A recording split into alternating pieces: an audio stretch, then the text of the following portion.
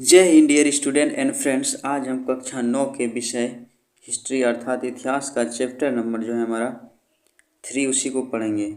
तो आइए हम इसको स्टार्ट करते हैं। तो देख रहे हैं यहाँ पे हमारा 3 नंबर का चैप्टर क्या है, इकाई 3 का फ्रांस की क्रांति। देखिए इसके बारे में इसी को हम पढ़ेंगे। क्या पढ़ेंगे? फ्रांस की क्रांति। देखिए फ्रांस एक यूरोप महादेश का देश है। देखिए आप सब जानते हैं कि महादेश कितना है, 7 महादेश है, जिसमें हम सब आते हैं एशिया महादेश में। और ये फ्रांस जो है एक यूरोप महादेश का देश है। कहाँ कहाँ है? यूरोप महादेश का। जैसे यहाँ पे देख सकते हैं, ये देखिए यहाँ पे यूरोप है और यहीं पे देखिए फ्रांस है। यहाँ पे देखिए फ्रांस है, यहाँ पे ये देखिए फ्रांस। इसका राजधानी कहाँ है? पेरिस। ये फ्रांस। अब देखिए आप फ्रांस की क्रांति। फ्रांस तो आपको बता दें यूरोप महादेश का देश है। ये क्रांति का मतलब होता है बदलाव। क्या होता है? बदलाव। अब देखिए ऐसा क्या कारण हो गया फ्रांस में क्रांति होने लगा? तो हम एक लाइन में अगर समझाना चाहते हैं फ्रांस में क्रांति का क्यों कारण था, तो इसका एक कारण था कि फ्रांस में जो अधिकतर प्रांत था, राज्य था, वहाँ पे शासन कैसा था? राजतंत्र था। अर्थात राजा का बेटा राजा बनता है। वो योग्य नहीं भी होता था पढ़ा लिखा, तब भी उसको राजा बनेगा। उसको स्किल नहीं है तब भी उसको बनाया जाता था, जिसके कारण सत्ता में क्या होता था? अच्छा शासन चल नहीं पाता, जिसके कारण वहाँ का जनता हमेशा क्या करता था? विद्रोह करता था। और इससे पहले वाला चैप्टर हम पढ़ाए थे अमेरिका स्वतंत्रता संग्राम। तो उसमें हम बताए थे सप्तवर्षीय युद्ध, जिसमें अमेरिका पर ब्रिटेन और फ्रांस दोनों का शासन था, जिसके तहत वहाँ पे दोनों में युद्ध हो गया था। सप्तवर्षीय युद्ध कब से कब तक चला था? ये सप्तवर्षीय युद्ध ये 1756 से 63 तक चला था। 7 वर्ष। जिसमें किसका हार हुआ था? जिसमें हुआ था फ्रांस का हार हो गया था। और कौन जीत गया था? उसमें जीत गया था अमेरिका। लेकिन अब जब फ्रांस वहाँ से हार गया था, तब सोचा अगर मेरा यहाँ पे आधिपत्य अगर ख़त्म हो रहा है, जिसके तहत वो क्या कर दिया? फ्रांस अमेरिका का सेना का साथ देने लगा। लाफायदे जो वहाँ का सेना नेतृत्व करता था, नेतृत्व अमेरिका का, तो उसी के नेतृत्व में साथ देने लगा, जिसके तहत क्या हो गया? वहाँ से अमेरिका का जो 13 उपनिवेश था उसको भी छोड़ना पड़ गया। अब वही का प्रेरणा लेकर यहाँ पर जब राजतंत्र में निरंकुश शाही जब शासन करने लगा फ्रांस में, तो वहाँ का सेना सोचने लगा जब अमेरिका को हम साथ देके ब्रिटेन को वहाँ से उपनिवेश छुड़ा सकते हैं अमेरिका से, तो अपने देश में क्यों नहीं हम क्रांति करके राजतंत्र को ख़त्म कर सकते हैं। तो ये प्रेरणा लेकर क्या हुआ? वहाँ का जनता विद्रोह कर दिया राजा के खिलाफ, और क्या हो गया? स्वतंत्र हो गया। और भी इम्पोर्टेंट कारण था, जैसे लुई 16 उसका निरंकुश नीति, जैसे लुई 14वां बोलता था मैं ही राजू, मेरा शब्द ही कानून है। और था उसके बाद लुई 16वां आया था, उसका पत्नी जब मेरी अंतोनियत था, वो क्या करता? फिजूल करती था, मतलब बहुत ही खर्चा कर देता था पैसा। और ये सब अपना झुट्टो का जो अपने जो क्या होता है अपने फैमिली में किसी सबको क्या करता था? कोई भी जॉब देता था, जिसके तहत उसका जो राजकीय कोष है, जो उसका पैसा है, वो घटने लगा। ये भी एक कारण था। सप्तवर्षीय युद्ध में जो लड़ाई किया ब्रिटेन से, इंग्लैंड से, अर्थात इंग्लैंड ब्रिटेन दोनों एक ही हैं, तो उससे जब लड़ाई किया उसमें बहुत उसका पैसा खर्चा हो गया था। उसका शासन व्यवस्था पूरा ही खराब हो गया था, जिसके तहत वहाँ का जनता क्या कर दिया? विद्रोह कर दिया। तो उसी के बारे में आज हम पढ़ेंगे क्या क्या ऐसा कारण था जो फ्रांस में क्रांति हुआ। तो इसमें एक देखिए पहले नंबर में क्या कारण था? पहला था सामाजिक कारण। क्या था? सामाजिक कारण। उसके बाद दूसरा था आर्थिक कारण। उसके बाद तीसरा था सैनिक कारण। उसके बाद चौथा था क्या? व्यक्तिगत एवं धार्मिक कारण। उसके बाद पाँचवा था हमारा बौद्धिक कारण। उसके बाद छठा था हमारा विदेशी घटनाओं का प्रभाव। तो इसके बारे में सब हम पढ़ेंगे। देखिए इसमें पूछा जाता है क्वेश्चन कि फ्रांस की क्रांति किस वर्ष हुआ था? 1789। कब हुआ था? 1789 में। इसको याद रखें। सन 1789 में फ्रांस की क्रांति यूरोप के इतिहास में एक युगांतकारी घटना थी, जिसमें एक युग का अंत और दूसरे युग का आगमन की मार्ग को प्रशस्त करता है। मतलब वो प्राचीन जो युग था उसको खत्म कर नया युग का क्या होता है? शुरुआत होता है। कब? जब फ्रांस की क्रांति के तहत जब आज़ाद हो जाता है फ्रांस में, जब राजतंत्र को खत्म करके लोकतंत्र लाया था। इस क्रांति ने फ्रांस की राजतंत्र को समाप्त कर दिया। इसमें राजतंत्र को क्या हो गया? समाप्त कर सामाजिक एवं नए विचारों जैसे स्वतंत्रता, समानता एवं बहुमतता। इसमें क्वेश्चन पूछा जाता है फ्रांस की क्रांति का नारा क्या था? तो इसमें फ्रांस के क्रांति का नारा था स्वतंत्रता, समानता और बंधुता। स्वतंत्रता मतलब हम सब सभी स्वतंत्र हैं, और समानता मतलब हम कानून के नज़र में सब समान है। बंधुता मतलब भाईचारे का भाव। अब देखिए ये फ्रांस की क्रांति का नारा क्या था? स्वतंत्रता, समानता एवं बंधुता। लेकिन अब पूछेगा अमेरिका की क्रांति का नारा क्या था? उसमें अमेरिका क्रांति का नारा था प्रतिनिधित्व नहीं तो कर नहीं। इसका मतलब ये हुआ अगर शासन में हम लोग को छूट नहीं देगा तो हम सब टैक्स नहीं देंगे, क्योंकि प्राचीन काल में क्या होता था? पहले उसमें टैक्स से ही पूरा देश चलता था। ठीक, मतलब कर देगा तभी तो सरकार चलेगा। अभी तो जीएसटी सब, हम कोई भी सामान करते हैं तो जीएसटी करता है, इसके तहत सरकार को पैसा आता है। सरकार हमेशा पैसा छाप तो नहीं सकता है, इसी के चलते कर टैक्स दिया जाता है ताकि शासन अच्छा से चल सके। ठीक, यदि मानव अधिकार को नए नए सिद्धांतों आदमी स्वतंत्र पैदा होता है और को होता है को प्रतिष्ठ को प्रतिष्ठापित किया और यूरोप में पुरानी रीति रिवाजों संस्थाओं को चुनौती दी। मतलब जो प्राचीन से ऐसा चला आ रहा था उसको क्या हुआ, जब इसमें क्रांति हुआ तो उसको प्राचीन जो भी नियम कानून चला था उसको क्या समाप्त करना चाहता था, समाप्त कर दिया। इस तरह के विचार स्वतंत्र उसके बाद प्रादुर्भाव यूरोप में पुनर्जागरण का परिणाम स्वरूप हुआ। मतलब क्रांति के कारण क्या हुआ, सब व्यक्ति जो अंधविश्वासों में डूबा था उसमें क्या हुआ, पुनर्जागरण हुआ। जिससे यूरोप के कई राष्ट्रवादी क्रांतियों को जन्म दिया। उसके बाद ये क्रांतिकारी साम्यवादी एवं निरंकुश शासन व्यवस्था तथा शोषण करने वाली सामाजिक व्यवस्था के खिलाफ थी। मतलब जो पहले निरंकुश शासन था, देखिए निरंकुश का मतलब होता है कि किसी पर उसका बस नहीं होना। जैसे राजा क्या होता है, निरंकुश होता है, उस पर किसी को नहीं मानता था, वो अपना जो मन होता था वही करता था, किसी का मतलब जनता की बात नहीं मानना। इसी क्रम में 1776 में शुरू हुआ अमेरिका स्वतंत्रता संग्राम और सन 1783 में ब्रिटेन के विरुद्ध उसके उपनिवेश की स्वाधीनता। देखिए उपनिवेश का मतलब होता है जब कोई बड़ा देश छोटा देश को गुलाम बनाता है उसको बोलता है उपनिवेश। जैसे भारत किसका उपनिवेश था, तो ब्रिटेन का था, अंग्रेज सब का। उसके बाद की स्वाधीनता ने फ्रांस की पुरातन व्यवस्था को समाप्त कर स्वतंत्र विचार वाले समाज की स्थापना की, एक मार्ग प्रशस्त किया। चूँकि फ्रांस ने इस युद्ध में ब्रिटेन के खिलाफ अमेरिकी को मदद किया था, तो क्योंकि बताए थे सप्तवर्षीय युद्ध जब हुआ था तो उसमें जब हारने लगा, फ्रांस जब हार गया था तो उसने क्या किया, अमेरिकी लाफायदे के नेतृत्व जो सेना था अमेरिका उसको साथ दिया और वहाँ से किसको, ब्रिटेन को ही भागना पड़ा। अतः अमेरिका के बाद स्वतंत्र की लहर फ्रांस में आई और इन सैनिकों ने फ्रांस में जनता का साथ दिया कि वहाँ से जो जीत कर आया था भागा, मतलब अमेरिका का साथ देके जिसके तहत ब्रिटेन को भागना पड़ा। वहाँ से जब सेना आया तो बोला जब हम दूसरे देश में जाके उसको स्वतंत्र करा सकते थे, अपने देश में जो ऐसा जो राजतंत्र उसको क्यों नहीं ख़त्म कर सकते। ये भी एक प्रेरणादायक था। उसके बाद फ्रांस की क्रांति क्यों और कैसे हुई यह समझने के लिए हमें तत्कालीन राजनीतिक एवं समाज का अध्ययन करना होगा। यद्यपि 18वीं शताब्दी में फ्रांस में एक शक्तिशाली राज्य था जिसने उत्तरी अमेरिका के विस्तृत क्षेत्र तथा पश्चिमी द्वीप समूह की अफ्रीका में मेडागास्कर के टापू पर अधिकार कर लिया। देखिए मेडागास्कर कहाँ है, अफ्रीका में। हम दिखा देते हैं, यहाँ पे देख सकते हैं ये क्या है, पूरा पृथ्वी का मानचित्र है। इसको हम जूम करते हैं, देखिए ये हो गया अफ्रीका महादेश। अफ्रीका के नीचे जाइएगा तो यहाँ पे देखिए मेडागास्कर है, क्या है मेडागास्कर, ये देखिए यही मेडागास्कर यहाँ पे लिखा हुआ है। इसके बगल में ये मॉरिशस है, यहाँ पे सबसे अधिक भोजपुरी भाषा बोला जाता है। अभी इसमें देखिए फ्रांस का अधिकार है, देखिए FR लिखा है यहाँ पे, ये फ्रांस का अधिकार है, किसका, फ्रांस का। देखिए भारत भी पहले यहीं पे था, कहाँ पे था, यहीं पे, यहीं से टूट के जब महाद्वीप पे क्या विखंडन हुआ, मतलब फिसलन हुआ, तो धीरे धीरे भारत उठकर यहाँ आ गया यहाँ से। इसलिए अब जब ये कोनों को यहाँ इसमें मिलाइएगा तो इसमें भारत में सेट कर जाएगा। ये देखिए ये वाला यहाँ से सेट कीजिएगा तो इसमें आ जाएगा। इसीलिए भारत पहले कहाँ था, मेडागास्कर के ही पास था। यहीं पे एक जलधारा है मेडागास्कर की जलधारा, जो कैसा जलधारा है, गर्म जलधारा है। इसको भी ध्यान में रखिएगा। आपको समझ में आ गया कहाँ पे है मेडागास्कर। यदि मेडागास्कर के टापू अधिकार कर लिया, फिर भी सत्ता में नींव मजबूत नहीं थी। मतलब क्या था, उसका सत्ता में नींव अच्छा नहीं था, मजबूत नहीं था। लंबे समय तक चले युद्ध के कारण आर्थिक संसाधनों की कमी होने लगा। जैसे सप्तवर्षीय युद्ध चला उसमें आर्थिक संसाधन होता है, जो सरकार का पैसा होता है उसमें कमी आना, उसके शासकों के फिजूल खर्ची। जैसे मेरी अंत्योनेट था वो सबसे अधिक खर्चीली था, जो लुई 16वां का पत्नी था मेरी अंत्योनेट, वो क्या था, बहुत ही खर्चीली था। उसने अपना 10,000 20,000 तो अपना दास रखता था सिर्फ वो अपने सजने के लिए, और उसको रोटी और ब्रेड में फ़र्क नहीं था। जब जनता उसको रोटी मांगने के लिए गया था मेरी अंत्योनेट के महल पे, तो राजा बोला राजा के पास, तो राजा का पत्नी बोला मेरी अंत्योनेट अगर रोटी नहीं तो ब्रेड खा लो। इसको ये भी पता नहीं था कि ब्रेड ज़्यादा महंगा आता है रोटी से। बोलिए ऐसा स्थिति था वहाँ का, तो जनता का।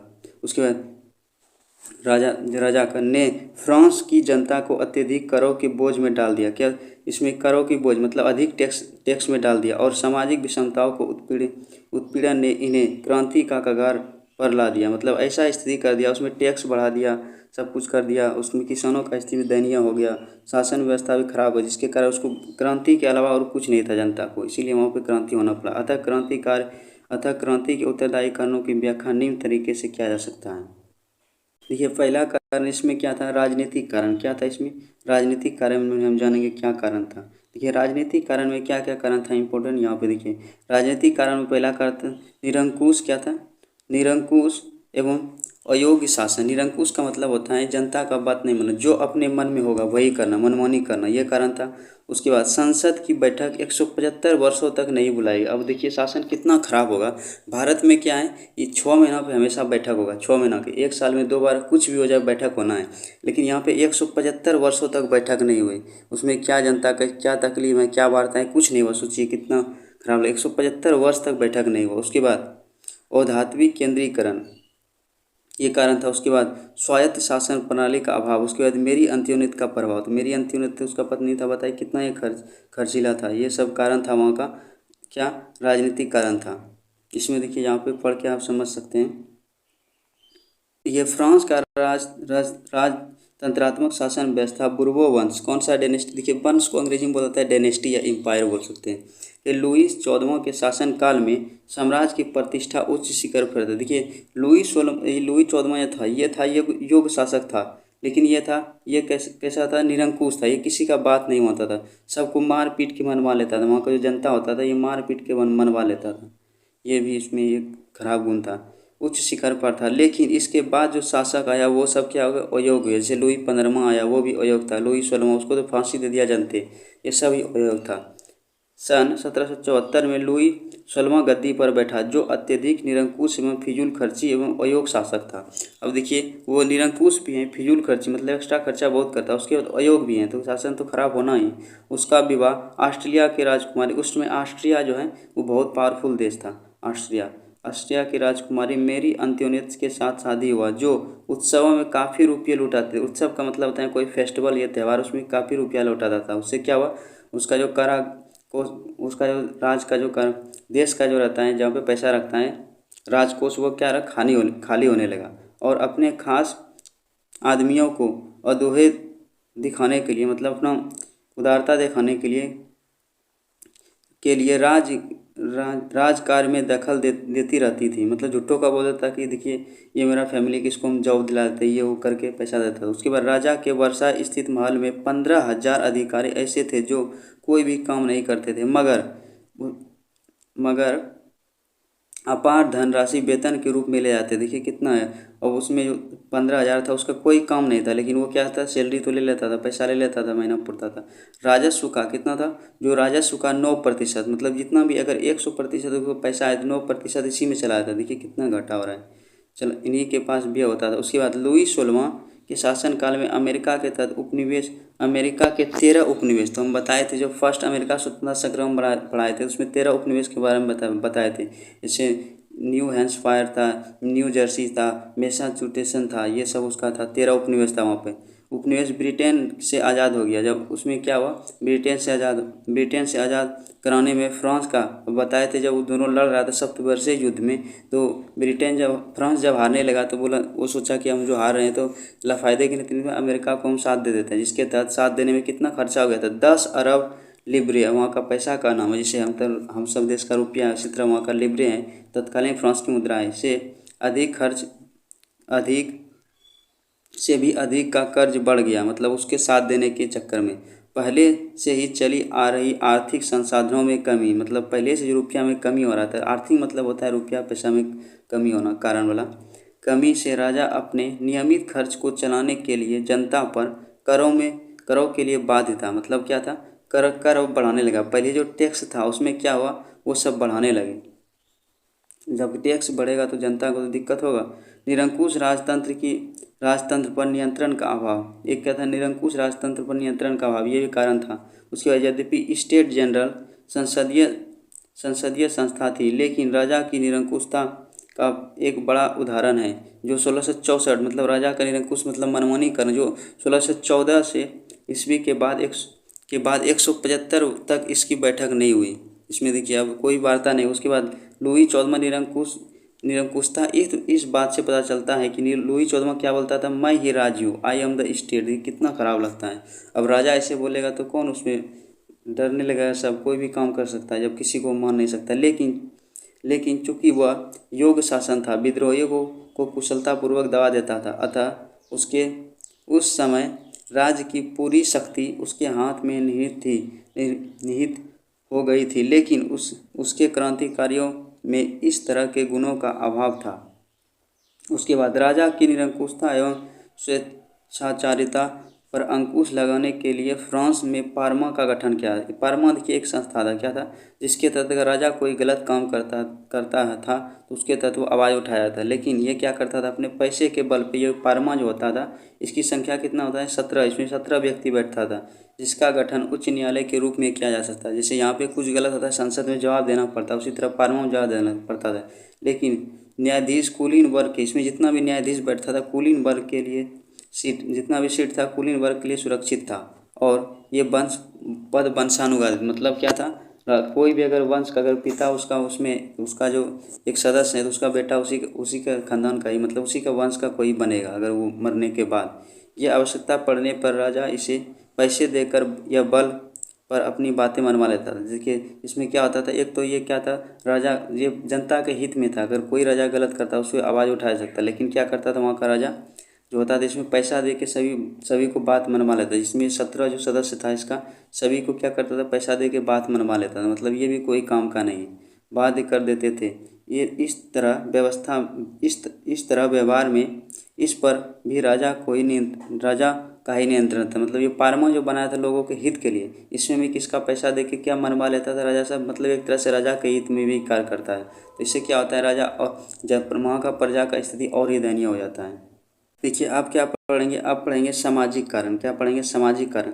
देखिए जो वहाँ का जो फ्रांस में समाज था उसको 3 वर्गों में बांटा गया था। किसने वर्गों में बांटा गया था, 3 वर्गों में। जैसे यहाँ पे देख सकते हैं, प्रथम स्टेट में आता था पादरी, और द्वितीय स्टेट में आता था कुलीन, और तृतीय स्टेट में कौन कौन आता था, बड़े व्यापारी, व्यवसायी एवं शिक्षित वर्ग। ये किस में आता था, तृतीय स्टेट में। देखिए इसमें सबसे बड़ा कारण क्या था, जितना भी टैक्स था वो किस पे था, वो टैक्स था तृतीय वर्ग पे। कौन सा था, कुलीन वर्ग, सॉरी तृतीय वर्ग जो था, 3 वर्ग में बांटा था। तृतीय वर्ग में बड़े व्यापारी, शिक्षित व्यवसायी एवं शिक्षित वर्ग था, इसी पे टैक्स था। पहला जो 2 वर्ग था, कौन, पादरी और कुलीन, इस पे क्या था, इसको टैक्स नहीं देना पड़ता था। और देखिए इसमें कितना था, और 90% जो जनता था किस में था, ये तृतीय स्टेट में आता था। किस में आता था, तृतीय स्टेट में आता था। इसको टैक्स देना पड़ता था और ये दोनों को टैक्स देना नहीं पड़ता था। और ये दोनों पादरी और कुलीन जो होता था, इसको क्या होता था, इसको विशेष प्रकार का छूट था और इसको छूट नहीं था। तो इसके तहत क्या होता था, हमेशा आपसी टकराव होते रहता था। इसे यहाँ पे लिखा हुआ है। प्रथम स्टेट में पादरी थे जिसकी जनसंख्या लगभग कितना था, 1,30,000। दूसरे स्टेट में नोबिलिटीज को अभिजात वर्ग बोला जाता है। इसमें लगभग 80,000 परिवार या 40 लाख व्यक्ति थे। ये दोनों वर्गों करों से मुक्त था, मतलब उसको कोई टैक्स नहीं देना पड़ता था। उस समय फ्रांस की जनसंख्या लगभग 2.5 करोड़ था। कितना, 2.5 करोड़ था। तो फ्रांस की कुल संपत्ति का 40% इन्हीं के पास था। क्या था, जो 40% संपत्ति था वो प्रथम और द्वितीय स्टेट के पास ही था। लेकिन था उसके बाद 90% जनता तीसरे स्टेट में थे, जिनके पास कोई विशेषाधिकार प्राप्त नहीं था, मतलब कोई भी छूट नहीं था। ये अपने स्वामी अपने स्वामी के घर एवं खेतों में काम कर सैन्य सेवाएं देता था, अथवा सड़कों के निर्माण में सहयोग देना आदि कार्यों के लिए बाध्य थे। इन्हें सभी प्रकार के कर देने पड़ते थे, मतलब सब प्रकार का टैक्स। इसी वर्ग में डॉक्टर, वकील, जज, अध्यापक, व्यापारी, शिक्षक, लेखक, शिल्पी एवं मजदूर आदि शामिल थे। जो शहरी क्षेत्र में रहते थे वह वर्ग मध्यम वर्ग कहा जाता था, जिन्हें फ्रांस की क्रांति में अहम भूमिका निभाई। मध्यम वर्ग में सबसे अधिक असंतोष था, जिसका सबसे बड़ा कारण यह था कि सुयोग्य एवं संपन्न होते हुए भी उसे कुलीन जैसा सामाजिक सम्मान प्राप्त नहीं था। संपन्न और उन्नति के बावजूद भी वे सभी तरह के राजनीतिक अधिकारों से वंचित थे। राज्य में सभी बड़े पद कुलीन के लिए था। किसके लिए था, कुलीन प्रदेश। जो पहले उसमें क्या था, जो पहला जो था क्या था, पादरी और कुलीन जो था, उसमें 2 उसी के लिए सब था। उसके बाद नीचे जो आता था तृतीय स्टेट इसमें नहीं था। और शासन में सबसे अधिक टैक्स किस पे था? तृतीय वर्ग में। तो ये सबसे बड़ा कारण था वहाँ का जनता का विद्रोह करने का।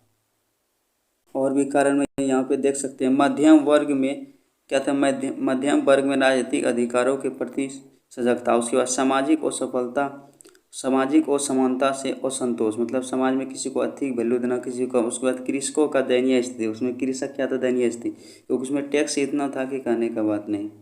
उसके बाद ये सब उसमें कारण था।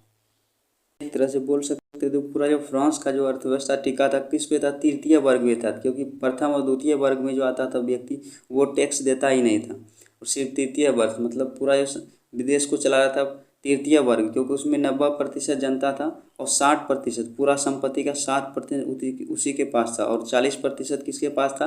प्रथम और द्वितीय स्टेट के पास। और देखिए ये भी एक कारण हो गया वहाँ पे विद्रोह का। देखिए नेक्स्ट कारक है हमारा क्या? आर्थिक कारण। आर्थिक मतलब होता है रुपया पैसा वाला कारण। तो आर्थिक कारण में देख सकते हैं यहाँ पे क्या क्या है, इसको हम बता देते हैं। देखिए असमान कर प्रणाली। असमान मतलब सही पे कर समान नहीं होना। हम बताए अभी कि जो कर था किस पे था? प्रथम और द्वितीय वर्ग पे कर नहीं था, लेकिन तृतीय वर्ग पे सब प्रकार का कर था और उसको छूट भी नहीं था। तो इसमें कर का असमान प्रणाली। उसके बाद कृषि। उसके बाद क्या था? भूमि कर, धार्मिक कर एवं अन्य सामंती कर देने का बोल। देखिए भूमि का कर जो होता है खेत का टैक्स, उसके बाद धार्मिक कर जो उसमें धार्मिक धर्म के नाम पे टैक्स लेता था वो। उसके बाद सामंती कर का वो। सामंती मतलब जो अपने प्रदेश का वो कोई प्रांत का जो बड़ा होता है जमींदार, उसको सामंती बोला जाता है। उसके बाद बेरोजगारों की समस्या क्या था? बेरोजगारी भी बहुत था। उसके बाद गिल्ट की पाबंदी, प्रांतीय आयात कर एवं सामंती आयात कर एवं व्यापारियों का असंतोष। देखिए गिल्ट क्या होता था? गिल्ट एक क्या था? संस्था जिसके तहत व्यापार में जो कोई फ्रॉडगिरी होता था उसके तहत बचाया जा सकता है, यही था गिल्ट बाजारी। गिल्ट एक संस्था था, इस पर ध्यान रखिएगा। तो ये सब कारण था वहाँ का। देखिए नेक्स्ट आता है हमारे टीथे। टीथे क्या था? वहाँ एक प्रकार का धार्मिक कर था। ये क्वेश्चन आता है कि इसमें टीथे क्या था? टीथे एक क्या था? धार्मिक कर था। उसके बाद उसी प्रकार एक था टैले। टैले क्या था? टैले था एक भूमि कर। क्या था? भूमि कर। ये ध्यान में रखिएगा, जिसको चुकाना पड़ता था सामान सबको, जो काम करता था किसान सबको, उसको चुकाना पड़ता था टैक्स। उसके बाद देखिए टैले क्या था? भूमि कर था। उसी प्रकार टीथे क्या था? टीथे एक धार्मिक कर था। इसको दोनों ध्यान में रखिएगा। अब देखिए नेक्स्ट कारक क्या है हमारा? सैनिक कारण। क्या है? सैनिक कारण। देखिए सैनिक कारण में क्या था? नियुक्ति में असमानता। जैसे हम बताए थे कि बड़ा उच्च पद जो होता था सेना में, उसके लिए किसके लिए फिक्स रहता था कि प्रथम और द्वितीय वर्ग उसी का सेना में उसमें भर्ती होगा। और तृतीय वर्ग जो था जो सबसे अधिक टैक्स लेता था उससे उसको जो था अच्छा पोस्ट नहीं मिलता था, ये भी एक कारण था। उसके बाद कम वेतन। देखिए उसको पोस्ट भी अच्छा नहीं मिलता था तो कम वेतन देता था तृतीय स्टेट वाला, ये भी कारण था। वेतन का निर्धनता। वेतन में उसके बाद खराब भोजन की व्यवस्था, मतलब सेना में जो भोजन दिया था तो वो भी क्या था? अच्छा क्वालिटी का नहीं देता था। ये भी सब इसमें कारण था। इसे यहाँ पे लिखा हुआ है फ्रांस के सैनिक में भी बहुत अधिक असंतोष था। सैनिक के पद पर किसानों के बहाल किया जाता था। सैनिक जो होता था उसको किसान को ही सिर्फ लिया था। कम किया जाता था। कम वेतन, कठोर अनुशासन और खराब भोजन आदि से वहाँ रुष्ट रहते थे। क्या रहता था? वहाँ पर उठा रहता था एक तरह। सेना में निम्न पदों पर ही उसकी नियुक्ति होती थी। मतलब सेना में क्या था? निम्न पदों पर, उच्च पद नहीं दिया। उच्च पद कुलीनों के लिए सुरक्षित था। किसके लिए था? कुलीन जो उच्च वर्ग में आते थे, क्योंकि पादरी और कुलीन उच्च वर्ग में था और तृतीय वर्ग में जाता था किसान सब, उसको तृतीय वर्ग में रखा गया था। आर्थिक एवं सामाजिक स्थिति की वजह से फ्रांस की सेना ने आगे चलकर क्रांतिकारी का साथ दिया। यही कारण था उसमें सेना भी इसमें क्रांतिकारी में भाग लिया था। उसके बाद व्यक्तिगत एवं धार्मिक कारण। उसमें क्या था? व्यक्तिगत एवं धार्मिक कारण उसको जानेंगे। देखिए उसमें क्या था? व्यक्तिगत एवं धार्मिक कारण। देखिए क्या था? भाषण, लेखन और विचार की स्वतंत्रता का अभाव। कहीं पे आप भाषण नहीं दे सकते हैं, कुछ भी लिख के आप जनता को भड़का नहीं सकते हैं। इसे आप छपा देंगे कि देखिए फ्रांस का राजा कैसे यहाँ का जनता को शोषण कर रहे थे, इसे आप विचार करके नहीं लिख सकते, उसका अभाव था। उसके बाद धार्मिक स्वतंत्रता का अभाव था, मतलब सभी धर्म के लिए नहीं। उसमें 2 धर्म था, सभी धर्म के लिए उसका समान नहीं था। जिसमें वो एक था कैथोलिक और प्रोटेस्टेंट था। जो कैथोलिक था उसको क्या कहता था? कैथोलिक जो था जो धर्म को मानता था उसको कैथोलिक बुलाते। धर्म का अंधविश्वास को नहीं मानता उसको बोलता है प्रोटेस्टेंट्सवाद। ये जान लीजिएगा। एक था कैथोलिक और प्रोटेस्टेंटवाद। उसमें धर्म में भी क्या था? आपसी टकराव था। बिना अभियोग से व्यक्तियों को गिरफ्तार कि मतलब कोई भी जब कारण नहीं होता था तब भी इसके तहत एक कानून आया था लेटेस्ट दी गैजेट। उसमें क्या होता था, वो सब लाया था वहाँ का फ्रांस का जो राजा था वहाँ पे लाया था। उसमें क्या था, किसी व्यक्ति को शक के आधार पर गिरफ्तार कर लिया जाता था। उसमें वारंट भी नहीं देखा था। लेकिन भारत में क्या होता है, अगर गिरफ्तार करने से पहले आपको वारंट दिखाया क्या कारण है जो आपको गिरफ्तार कर रहे हैं, लेकिन वहाँ पे ऐसा नहीं था, किसी को भी उठा के बंद कर देता था। ये एक भी कारण था। उसके बाद कानून में एकरूपता का अभाव, मतलब एकरूपता नहीं था कानून में भी। जहाँ भी मन होता निरंकुश रहता था राजा, सब कोई भी कानून हमेशा थोप देता था। लेकिन यहाँ पे भारत में क्या है, सबके लिए अगर कोई उस गलत काम किया उसके लिए कानून है, उसके लिए धारा, उसके तहत उसको सजा देगा, नहीं कि कुछ बना देगा अपने मन से। तो ये सब कारण था। जैसे देखिए यहाँ पे लिखा है फ्रांस में सभी तरह के स्वतंत्रता का अभाव था। उसके बाद भाषण, लेखन, विचार, अभिव्यक्ति था धार्मिक स्वतंत्रता का पूर्ण अभाव था। वहाँ राज धर्म कैथोलिक एवं प्रोटेस्टेंट धर्म के मानने वाले को कठोर सजा दिया था। जो प्रोटेस्टेंट था उसको क्या कहता, कैथोलिक मानता था वो ठीक था, लेकिन जो प्रोटेस्ट मानता था उसको कठोर सजा दी जाती थी। इतना ही नहीं, व्यक्तित्व स्वतंत्रता का भी अभाव था। राजा या उनका कोई भी आदमी किसी भी व्यक्ति को गिरफ्तार कर सकता था। इसके लिए फ्रांस में बिना अभियोग के गिरफ्तारी वारंट होता था, जिसे क्या कहता है लेटेस्ट द गैजेट। हम बताए अभी लेटेस्ट द गैजेट था। उसके बाद फ्रांस में कानून में भी एकरूपता नहीं था। देश के विभिन्न राज्यों में 400 कानून लागू थे। क्या था, 400 विभिन्न प्रांतों, मतलब इस प्रांत का कानून अलग, उस राज्य का अलग, ऐसे था। किसी को भी यह जानकारी नहीं होती थी कि उसके मुकदमे का फैसला किस कानून के तहत होगा। एक कानून रहेगा तब ना, एक रूपता कानून नहीं था, अलग अलग था, कहीं पे ये कहीं पे वो। उसके बाद देखिए इसमें बौद्धिक कारण में वहाँ का जो लेखक होता था, फ्रांस का जो दार्शनिक होता था, वो सब बहुत ही भूमिका निभाया था। इसमें था वॉल्टेयर था, उसके बाद मोंटेस्क्यू था, रूसो था, ये सब इसके बारे में जान लेते हैं। देखिए फ्रांसीसी क्रांति के विषय में कहा जाता है कि यह एक मध्यम वर्गीय क्रांति था जिसमें शिक्षित वर्ग के लोगों को तत्कालीन राजनीतिक, सामाजिक, आर्थिक एवं धार्मिक दोषों को पर्दाफाश किया। उसके बाद उजागर किया, एक तरह से किया, और जनमानस को आक्रोश पैदा किया। फ्रांसीसी बुद्धिजीवियों ने फ्रांस में बौद्धिक आंदोलन का सूत्रपात किया। इसमें प्रमुख था मोंटेस्क्यू। कौन था, मोंटेस्क्यू था। उसके बाद वॉल्टेयर था, उसके बाद रूसो था। देखिए मोंटेस्क्यू ने अपनी पुस्तक विधि की आत्मा द स्पिरिट ऑफ लव, उसमें बताया था कि यहाँ की जनता कैसे शोषण कर रहा है। तो इससे क्या हो रहा, वहाँ का जनता और भड़क गया। मैं सरकार के तीन अंग जो था उसमें उसको क्या कहता है, एक कार्यपालिका, न्यायपालिका और विधायिका को अलग अलग रखने के विषय में बताकर शक्ति प्रीतिकरण का सिद्धांत का शोषण किया जाता है। देखिए इसमें तीनों का, कार्यपालिका, न्यायपालिका, विधायिका, देखिए इसमें क्या होता है, इसमें तीनों का अलग अलग कार्य होता है। जैसे कार्यपालिका क्या करेगा, अपना कार्य करेगा, किसी को गिरफ्तार करेगा। न्यायपालिका क्या करेगा, उसका न्याय दिलाएगा। और विधायिका क्या करेगा, कानून बनाएगा। लेकिन ये सब जो था वहाँ पे क्या था, ये तीनों भागों में बटा नहीं था, ये तीनों कंट्रोल एक ही व्यक्ति के हाथ में था, इसके राजा के हाथ में। ये भी एक खराब शासन था। इसका उजागर किसने किया था, इसका उजागर क्या था, मोंटेस्क्यू। किसने किया था, मोंटेस्क्यू। पुस्तक का नाम क्या था, विधि का आत्मा। ये ध्यान में रखिएगा। देखिए वॉल्टेयर ने चर्च, समाज और राजतंत्र को दोषों का पर्दाफाश किया। यद्यपि वह राजतंत्र के पक्षधर में नहीं था, यद्यपि राजतंत्र प्रजातंत्र में होना चाहिए इसका प्रबल समर्थन था। मोंटेस्क्यू और वॉल्टेयर सुधार चाहते थे, परंतु रूसो पूर्ण परिवर्तन चाहता था।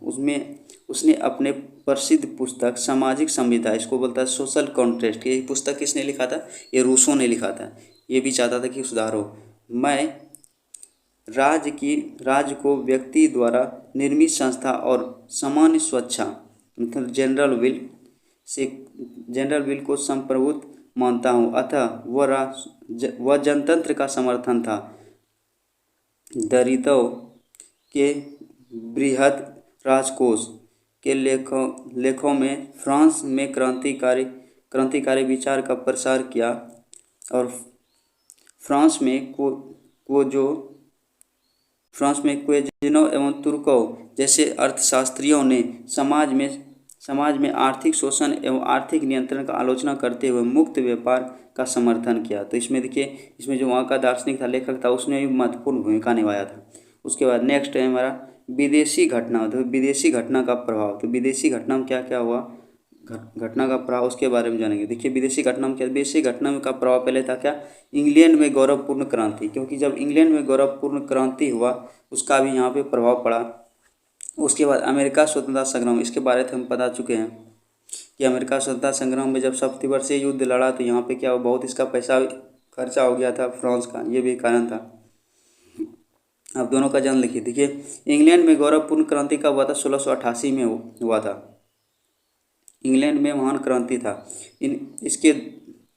इसके द्वारा वैधानिक शासन की स्थापना ने फ्रांस में भी राजनीतिक परिवर्तन का मार्ग प्रशस्त किया। जब वहाँ पे क्रांति हुआ तो उसका प्रभाव कहाँ पे पड़ा, इंग्लैंड में, उसका बगल में है इंग्लैंड, तो वहाँ पे जब क्रांति हुआ तो उसका फ्रांस में भी प्रभाव पड़ा। उसके बाद नेक्स्ट देखिए अमेरिका स्वतंत्रता संग्राम, ये तो हम बता चुके हैं अमेरिका स्वतंत्रता संग्राम।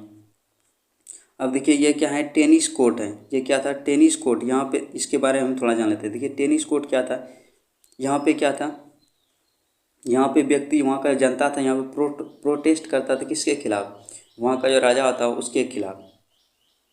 ये टेनिस कोर्ट है, इसके बारे में हम जानते हैं। देखिए 1789 जब आते 1789 आते थे, लुई 16वां के धन को आवश्यकता पड़ा, क्योंकि धन का इतना फिजूल खर्ची करते रहा कि सरकार का जो कोष, सरकार जो का जो रुपया का कोष होता है, इसको बोलता है राजकोष, वो क्या होता है, जो पैसा रखता है वो उसमें कमी आने लगा, जिसके तहत सोचा कि अब तो ऐसा चलेगा नहीं देश। जिसके तहत क्या हुआ, वो चाहता था कि अब जो तृतीय स्टेट में जितना व्यक्ति उस पर और कर, मतलब टैक्स जो है और बढ़ा दे, जिसके कारण क्या हो गया, वहाँ पे और विद्रोह फैल गया।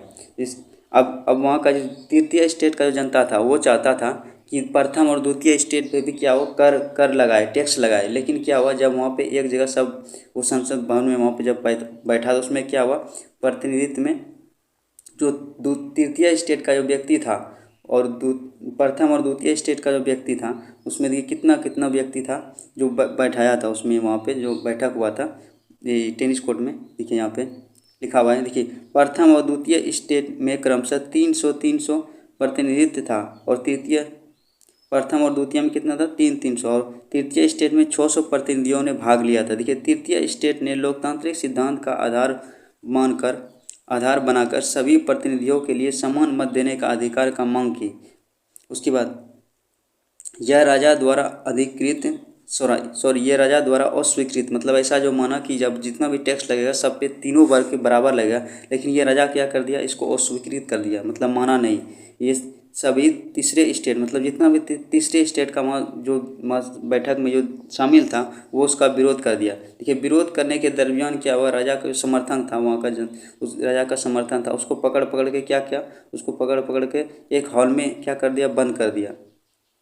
एक हॉल में उसका अधिवेशन होने लगा, जिसमें वहाँ का जो शाही संरक्षक था, मतलब राजा का जो संरक्षक था अतः सभी तृतीय स्टेट के प्रतिनिधित्व को टेनिस कोर्ट में एकत्रित हुए और उन्होंने अपनी सभा में नेशनल असेंबली घोषित किया यह शपथ दिलाई कि राजा की शक्तियों को कम करने वाला संविधान जब तक बनकर तैयार नहीं होगा, तब तक जनता सभा भंग नहीं होगी। मतलब इसने बोल दिया जितना हम लोग को नीचा दिखाता है, उन लोग को टैक्स नहीं लगाता, तीसरे मतलब प्रथम और द्वितीय पे हम लोग को जो इतना करों में जो असमानता दिखा दे, जिसके तहत सबके लिए जब समान कानून नहीं बनेगा तब तक हम यहाँ से जाएंगे नहीं।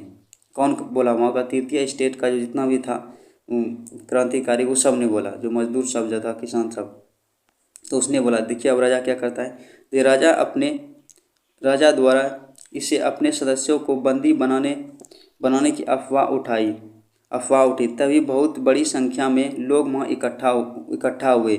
उन लोगों के नेतृत्व में दो व्यक्ति नेतृत्व कर रहे थे, एक था मिराबियो और कौन था, ओबेसियो, जैसे नेताओं ने कर रहे थे। यद्यपि मिराबियो सामंत परिवार का था, मतलब राजा था, उसको ज़मीन था, लेकिन तब भी एक व्यक्ति नहीं होता है कि बड़ा होने के, पैसा कौड़ी होने के बाद भी अधिक, लेकिन वो गुमान नहीं करता था उतना, किसी को नीचा नहीं देखा, उसमें भी था, मिराबियो परिवार का था। फिर भी उसने सामंतों के विशेषाधिकारों को समाप्त करने का पक्षधर रखा।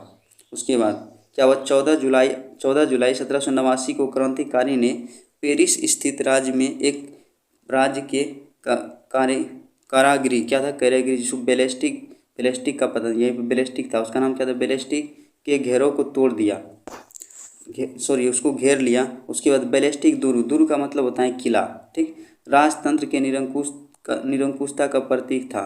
वो जो था बेलेस्टिक का फोर्ट दुर्ग जो था उसी को क्या कर लिया, घेर लिया। उसके चारों 4 घंटे डेरा डालने के बाद जेल का फाटक तोड़ने एवं बंदियों को मुक्त कराने में सफल रहा। मतलब क्या हुआ, उसमें जो बंदी बना कर रखा था, जो उसमें विरोध कर रहा था राजा का, उसको क्या क्या तोड़ के आज़ाद कर दिया। बेलेस्टिक कारागिरी की समाप्ति निरंकुश शासन के पतन का प्रतीक था। मतलब अगर बेलेस्टिक का जो उसमें दुर्ग था, किला था, अगर तोड़ देगा तो ये क्या होता है, वो जो बेलेस्टिक का जो किला तोड़ेगा उसके क्या क्या इसका मतलब क्या होता था, राजा का निरंकुश शासन का प्रतीक। मतलब क्या था, निरंकुश शासन जो उस मानता था उसको कि राजा जो है सभी सर्वोपरि है, राजा से कोई जवाब नहीं करे। जब उसको तोड़ दिया तो क्या हो गया, राजा का निरंकुश नीति था वो क्या हो गया, भंग हो गया।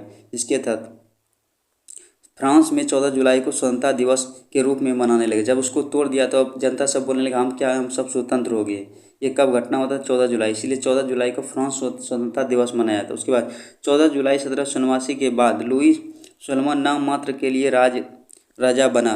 नेशनल असेंबली ने देश के लिए संविधान बनाने लगी। मतलब वहाँ पर संसद था, नेशनल असेंबली, जिसके इसी सभा में 27 अगस्त 1789 को मानव और नागरिकों को अधिकार the declaration of the rights of man and citizen को स्वीकार किया। इस घोषणा से प्रत्येक व्यक्ति को अपने विचार प्रकट करने एवं इसकी अपनी इच्छानुसार धर्म पालन करने का अधिकार की मान्यता मिली। उसके बाद व्यक्तिगत स्वतंत्रता के साथ प्रेस एवं भाषण की स्वतंत्रता भी मांगी गई। इसमें क्या हुआ, अब पहले जो प्रेस कोई भी चीज़ छाप नहीं सकता जनता के विरुद्ध, वो सब छाप सकता है, भाषण दे सकता है, सभी संघ बना सकता है, ये सब का स्वतंत्रता मिला। इसे यहाँ पे देख रहा है, ये सब क्या हुआ, इसी बैलिस्टिक पट्टन के टूटने के बाद ही ये सब हुआ। उसके बाद क्या हुआ,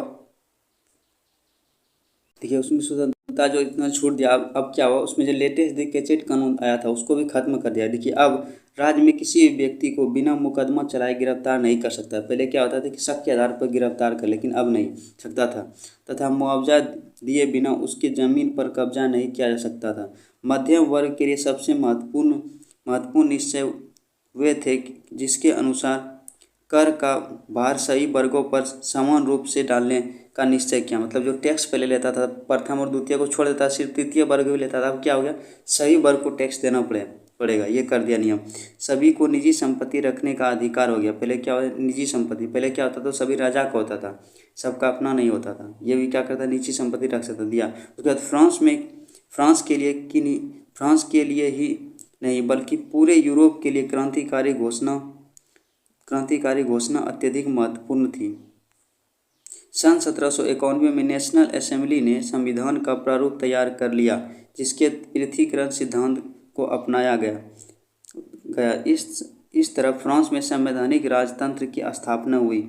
यद्यपि लुई 16वां ने संविधान को मान लिया, परंतु मिराबियो की मृत्यु के पश्चात देश में हिंसात्मक विद्रोह की शुरुआत हो गई।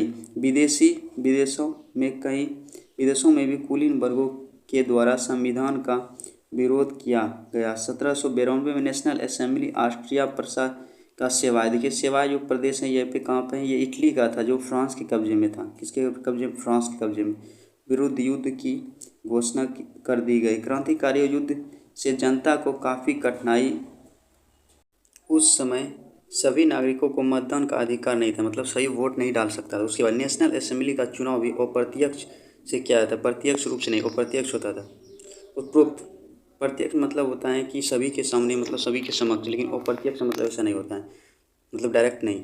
उपरोक्त बातों को आलोचना का विषय बन गया, मतलब ये सब आलोचना करने लगा, उसकी निंदा करने। आलोचना के प्रमुख था कौन, जैकोबियन क्लब। देखिए जैकोबियन एक क्लब था जिसका क्रांतिकारियों का क्लब था, क्या था, जिसका स्थापना 1789 में किया गया था। कब किया, 1789 में। ये क्रांतिकारी थे, इसका स्थापना किसने किया था, ये देखिए इसमें जो शामिल हुआ था, ये इसका जो स्थापना किया था, इसका नेता था मैक्सिमिलियन रॉब्सपियर। कौन था, मैक्सिमिलियन रॉब्सपियर। देखिए इसमें जो भर्ती किया था, जिसमें छोटे दुकानदार, कारीगर, घड़ी समाज, नौकर, दिहाड़ी मजदूर आदि शामिल थे। देखिए जैकोबियन क्लब पेरिस में भूतपूर्व कॉन्वेंट ऑफ सेंट जैकब के नाम पर रखा गया था। ये क्या था, क्रांतिकारी का समूह था जिसमें व्यक्ति को भर्ती किया जाता था, जिसको भी क्रांतिकारी में भाग लेना था उसमें जाता था। उसके बाद देखिए नेक्स्ट है हमारा आतंक का राज। इसमें देखिए आतंक का राज में ये सबसे मेन, देखिए इसमें बताने से पहले हम एक बार फिर से हम ये वाला रिपीट कराते थे, क्या था ये बैलिस्टिक का पतन क्या था। को लगा कि आप समझाने में कुछ गड़बड़ कर रहे हैं, इसीलिए फिर से बता दें बैलिस्टिक का पतन। देखिए, हम अभी आपको बताए थे कि जब फ्रांस में जब उसका फ्रांस की सरकार को जब पैसा आर्थिक स्थिति जब खराब होने लगी, जिसके तहत वो सोचा क्या, अब सभी समाज में जो है जो पहले जो सिर्फ तृतीय समाज को, जो तृतीय वर्ग में ये था, जो सबसे अधिक टैक्स लगाया जाता था, अब सोचा कि प्रथम और द्वितीय श्रेणी पारदर्शी और कुलीन दोनों पर टैक्स लगा दिया जाए, ताकि क्या हो, उससे अधिक से अधिक धन की प्राप्ति हो और राज्य अच्छा, देश अच्छा से चल सके। जिसके तहत क्या किया था, वो बैठक बुलाया था। इसका नेतृत्व कर रहा था कौन, जो तृतीय तृतीय जो सदस्य था, तृतीय श्रेणी में जाता था, मजदूर किसान सब आता था, तो वो कर रहा था। उसका कहना था सरकार का कि अभी सबको टैक्स लगेगा, लेकिन जो प्रथम और द्वितीय स्टेट का जो व्यक्ति था वो उसको मानने के लिए तैयार नहीं हुआ, जिसके कारण क्या हो गया, वहाँ पे सब धरना प्रदर्शन के लिए बैठ गया था। और वहाँ पे बेलेस्टिक क्या था, बेलेस्टिक एक दुर्ग था, जिसका जिसका मतलब था कि अगर कोई भी राजा अगर उस बेलेस्टिक का जो गेट था उसको अगर तोड़ देना, तो उसका मतलब था वो निरंकुश का एक तरह से प्रतीक था। क्या, बेलेस्टिक का गेट जब वहाँ का जनता तोड़ दिया, तो इसका मतलब ये हो गया कि जनता सरकार से जनता जो है मतलब समर्थन नहीं। इसलिए बैलिस्टिक गेट तोड़ने का मतलब क्या, बैलिस्टिक का पतन का मतलब हो गया कि सरकार उसका समर्थन में नहीं है, सरकार के समर्थन में नहीं है जनता। यही था बैलिस्टिक का घटना, बैलिस्टिक का पतन का यही कारण था। और जो ये प्रोटेस्ट में सब व्यक्ति को गया था उसमें क्या कहता, बैलिस्टिक में ही सबको क्या कहता, उसमें जो वहाँ का दुर्ग था उसी में बंद करके रख दिया था जो तृतीय श्रेणी का जो व्यक्ति था। और क्या किया, जब उसको तोड़ के जब वहाँ से आज़ाद कर दिया। यही बैलिस्टिक का बैलिस्टिक का पतन, मतलब पतन का मतलब होता है किसी चीज़ का अंत होना, तो यही उसका कारण था। और ये 14 जुलाई को हुआ था, इसलिए 14 जुलाई को फ्रांस में स्वतंत्रता दिवस मनाया जाता है। अब नेक्स्ट आगे बढ़ जाते हैं। देखिए, अब पढ़ेंगे क्या हम, आतंक का राज। इसमें देखिए क्या है, रॉबस्पियर, ये बताए थे उसका जो जोकोवियन क्लब का स्थापना किसने किया था, रॉबस्पियर। वामपंथी विचार का समर्थन था। अतः खाद्य पदार्थों की महंगाई एवं अभाव से नाराज होकर एक हिंसक विद्रोह शुरू किया, क्योंकि उसमें इस समय जो वहाँ का फ्रांस का जो जनता का स्थिति बहुत ही खराब था, खाने के लिए नहीं मिलता था। आतंक का राज्य स्थापित किया। 14 महीनों में लगभग 17,000 व्यक्तियों को मुकदमे चलाए गए थे, किसी जैकोबियन क्लब द्वारा। उसे फांसी की सजा दे दिया गया था। रॉबस्पियर प्रत्यक्ष प्रजातंत्र था, मतलब जनता के हित में चाहता था, राजतंत्र वो नहीं चाहता था। 21 वर्ष से अधिक उम्र वाले को मतदान का अधिकार देकर चाहे उनके पास संपत्ति हो या न हो। पहले क्या होता था, वो निम्न वर्ग का व्यक्ति उसमें वोट भी नहीं डाल सकता था। चुनाव कराया तो उसके 21 सितंबर 1792 को नव निर्वाचित असेंबली में कन्वेंशन नाम दिया गया तथा राज्य की सत्ता को समाप्त कर दिया गया।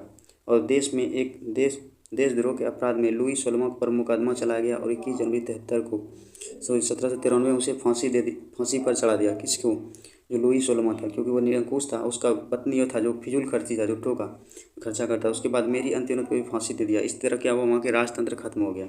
उसके बाद रॉबस्पियर द्वारा स्थापित आतंक राज का अक्टूबर 1793 में उत्कर्ष पर रहा, मतलब पूरा चरम पर पहुँच गया था। कन्वेंशन द्वारा राष्ट्र की एकमात्र भाषा फ्रेंच घोषित कर दिया। पहले बहुत सा जो फ्रांस था वो लगभग 200-250 टुकड़ों में टूटा हुआ था, जिसके तहत वहाँ अलग अलग भाषा बोला था। लेकिन जब राष्ट्र की बात आया तो उसमें एक भाषा को मान्यता दिया, फ्रेंच भाषा। अभी वहाँ का फ्रांस का फ्रेंच भाषा है। कानून का संलग्न किया, मतलब कानून बनाया। उसके बाद उपनिवेशों में गुलाम बनाकर जो भेजने का प्रथा था वो भी समाप्त कर दिया। क्या होता था, पहले गुलाम बना के दूसरे देश में काम करने के लिए भेजा था। उसके बाद प्रथम पुत्र जो से वेस्टर्न कंट्री में क्या गुण था, जो अगर कोई दंपति अगर पति पत्नी है तो उसका जो प्रथम बेटा होगा उसी का पूरा संपत्ति हो जाएगी। ये भी प्रथा खत्म कर दिया। ये तो नेपोलियन ने भी किया था। देखिए, प्रथम पुत्र इसके जो उत्तराधिकार बनने का प्रथा को समाप्त किया था। ये सब किसके चलते हुआ, जोकोवियन क्लब जो रॉबस्पियर था उसी ने किया था। तो ये सब यहाँ पे बदलाव होने लगा। उसके बाद जुलाई 1794 में उसे मृत्यु दंड दे दिया गया। इसे ये मैक्सिमिलियन रॉबस्पियर जो था, ये क्या गया, इतना जो क्रांतिकारी काम करने लगा, जिसके तहत उसको 1794 में मृत्यु दंड की सजा दे दिया गया। उसके बाद 1795 में नया संविधान बन गया, जिससे फ्रांस में नागरिकों के शासन की शुरुआत हुई। आगे चलकर नेपोलियन बोनापार्ट स्वयं इस गणराज्य का प्रधान घोषित किया गया। और अब किसके हाथ में आ जाएगा शासन, नेपोलियन एक बहुत उदारवादी व्यक्ति था, वो बहुत ही अच्छा था। वो हमेशा राजतंत्र के विरुद्ध में था, इसीलिए उसको वहाँ के जनता लोग उसको राजा बनाया था। इसलिए नेपोलियन को ही यूरोप में राष्ट्रवाद का बीजारोपण कहा जाता है, क्योंकि वही ने राष्ट्रवाद की भावना को ज़्यादा जन्म दिया था। उसके बाद इसके आधार पर कार्यों ने तत्कालीन फ्रांस के उत्थान में काफ़ी सहयोग किया। अब देखिए, ये पूछा जाता है, ये क्वेश्चन कब दिया था वहाँ पे, उसको संविधान बना था उसका 1795 नया संविधान बना और सभी को अधिकार भी दिया गया था, ये ध्यान में रखिएगा।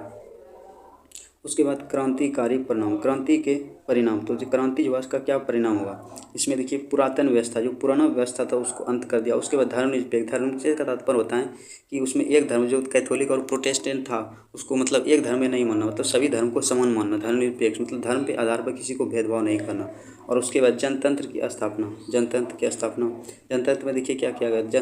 फ्रांस की क्रांति ने राजा के दैवी अधिकार के सिद्धांत को समाप्त कर दिया और जनतंत्र की स्थापना की। देखिए दैवी अधिकार का तात्पर्य ये होता है, राजा बोलता था कि जो भगवान है, भगवान ने हमें भेजा है दूत बना के कि तुम जाओ यहाँ पे राज करो। इसीलिए जो हम बोलते हैं भगवान का ही एक बोला, मतलब भगवान जो हमें बोलता है उसी के आधार पर हम यहाँ पे शासन करते हैं। मतलब भगवान का दूत मानता था कौन, राजा। तो ये अधिकार क्या हुआ, समाप्त कर दिया। उसके बाद व्यक्ति की महत्ता, मतलब उसमें जो छोटा, उसमें जो 3 वर्ग में बांटा था, उसमें जो प्रथम और द्वितीय वर्ग को क्या करता था, अधिक मान्यता था, उसको टैक्स भी नहीं लगता था, वो भी महत्ता खत्म कर दिया। बोला सब क्या है, सब समान है, सभी नागरिक समान है। फ्रांस में नेशनल असेंबली ने पहली बार व्यक्ति को महत्ता पर बल दिया, नागरिकों के मौलिक अधिकारों कर्तव्यों का भी घोषणा किया। उसके बाद देखिए क्या हुआ, उसके बाद समाजवाद का प्रभाव, समाजवाद का प्रारंभ क्या हुआ, समाजवाद का प्रारंभ। देखिए फ्रांस की क्रांति ने समाजवाद प्रवृत्तियों को भी बल दिया। जैसे जोकोवियंस ने सामान्य जनता के अधिकारों की रक्षा की और अमीरों की जगह गरीबों का पक्ष लिया। मतलब अमीर की जगह गरीब, पहले क्या था, अमीर को ही बढ़ावा देता था। उसके बाद राजनीतिक अधिकारों का भी घोषणा किया, मतलब राजनीतिक में भी वो भाग ले सकता। उसके बाद वाणिज्य व्यापार में वृद्धि। देखिए क्रांति के फलस्वरूप गिल्ट देखिए एक क्या था, गिल्ट बाजार होता है एक। देखिए जब दूसरे देश में कोई अगर व्यापार सब करता है, उससे अगर कोई गड़बड़ हो जाए उसके लिए एक संस्था बनाया गया है कि कोई फ्रॉडगिरी ना, उसके लिए उसी को बोलता है गिल्ट नियम। ये किससे संबंधित है, बाजार से संबंधित है। देखिए प्रांतीय आयात तथा अन्य आयात कर, मतलब किसी भी देश के अंदर जब कोई सामान आता है उसको जो कर टैक्स लगाया तो उसको बोलते हैं आयात करता है। अन्य व्यापारिक प्रतिबंधित व्यापारियों को पर से हटा दिया, मतलब जो प्रतिबंध था सब हटा दिया, जिससे व्यापार और वाणिज्य का विकास हुआ। यही कारण है कि 19वीं शताब्दी में व्यापार क्षेत्र में इंग्लैंड फ्रांस के बाद द्वितीय स्थान रहा। मतलब ये सब जो प्रतिबंध था हटाने के बाद जो बदलाव। उसके बाद दास प्रथा का उन्मूलन। देखिए ये सबसे खराब नीति था। इसमें क्वेश्चन पूछा दास प्रथा का अंत उन्मूलन कब हुआ था, 1848 में हुआ था। कब हुआ था, दास प्रथा का मतलब ये क्या होता है। इस क्रांति ने फ्रांस में दास प्रथा का उन्मूलन कर दिया। दास का मतलब होता है कोई व्यक्ति को खरीद लिया जाता था सिर्फ काम करने के पर्पज से।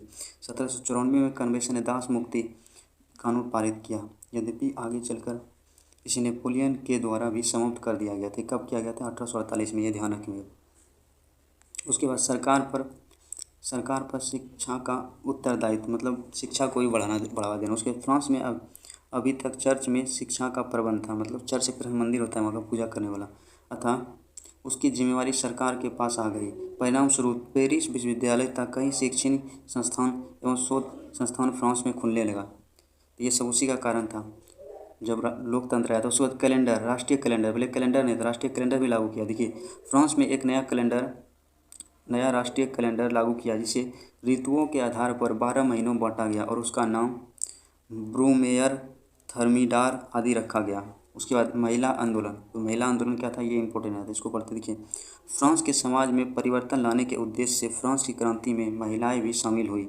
उन्हें द सोसाइटी ऑफ रिवॉल्यूशनरी, देखिए रिवॉल्यूशनरी का मतलब होता है बदलाव, एंड रिपब्लिकन वुमेन नामक संस्था का गठन किया, जिसमें ओलंप दे गूज नामक नेत्री की अहम भूमिका रही। इसके नेतृत्व में महिलाओं को पुरुषों के समान राजनीतिक अधिकार की मांग को स्वीकार कर लिया गया। तो इसमें महिला आंदोलन में क्या हुआ, महिला भी भाग लिया था। उसके बाद परंतु राजनीतिक अधिकार शुरू में ही उन्हें नहीं मिल पाए।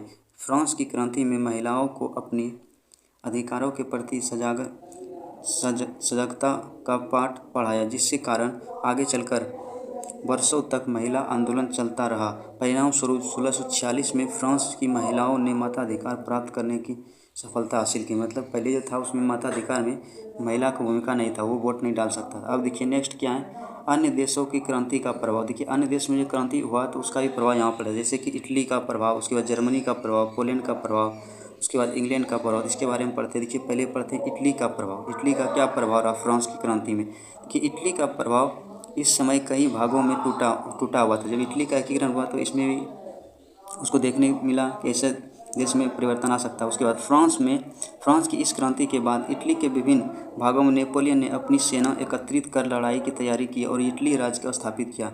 साथ ही साथ मिलकर युद्ध करने में उन्हें राष्ट्रीय की भावना आई और इटली के भावी एकीकरण का मार्ग प्रशस्त हुआ। पहले इटली बहुत भागन टूटा। उसके बाद जर्मनी का प्रभाव देखिए, जर्मनी उस समय छोटे छोटे 300 राज्यों में विभक्त था, जो नेपोलियन के प्रयास से 38 राज्यों को सीमित हो गया। इसे जर्मन राइन संघ कहा गया था। इसका स्थापना नेपोलियन ने किया था। ये याद रखिएगा, 10वां क्वेश्चन है। जर्मन राइन संघ की स्थापना किसने किया था? नेपोलियन ने किया था। उसके बाद इस क्रांति में स्वतंत्रता, समानता और बंधुता, ये फ्रांस की क्रांति का नारा था।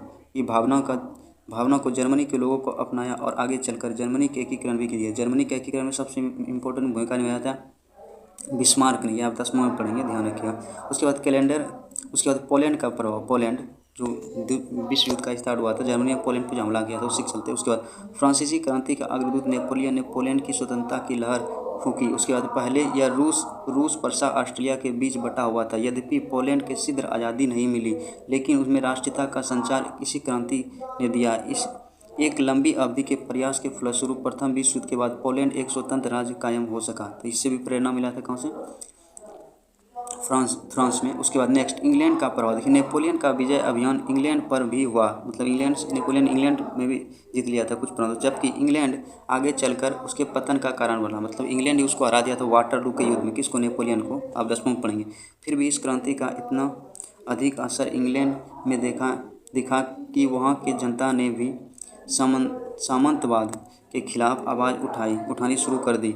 फलस्वरूप 1832 में इंग्लैंड में संसदीय सुधार अधिनियम पारित हुआ, जिसके द्वारा वहाँ के जमींदारों की शक्ति को समाप्त कर दिया गया। मतलब पहले क्या था, जमींदार के पास, देखिए उसमें जो होता है सामंतवाद, मतलब होता है जो एक प्रांत का बहुत जमींदार, उसको बोलता है सामंत, उसको भी समाप्त कर दिया।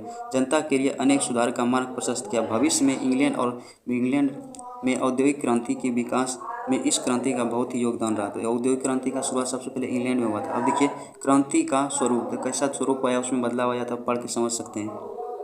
इन सब से निष्कर्ष यही निकलता है। निष्कर्ष 1789 में फ्रांस की क्रांति ने फ्रांस में एक ऐसे युग का सूत्रपात किया जिसमें स्वतंत्र, समानता और बंधुता की नींव पड़ी तथा मानव अधिकारों की रक्षा हुई। साथ ही यूरोप के अन्य देशों में भी इसका विचार से प्रभावित हुए और वहाँ में सुधार के नए नए युग का सिलसिला शुरू हुआ। तो इसका सबसे बड़ा प्रेरणा कौन है? फ्रांस की क्रांति। इसीलिए हम सब फ्रांस की क्रांति पढ़ते हैं, क्योंकि उसी से प्रेरणा लेकर भारत में भी क्या हुआ, आज़ादी का लहर उठने लगा।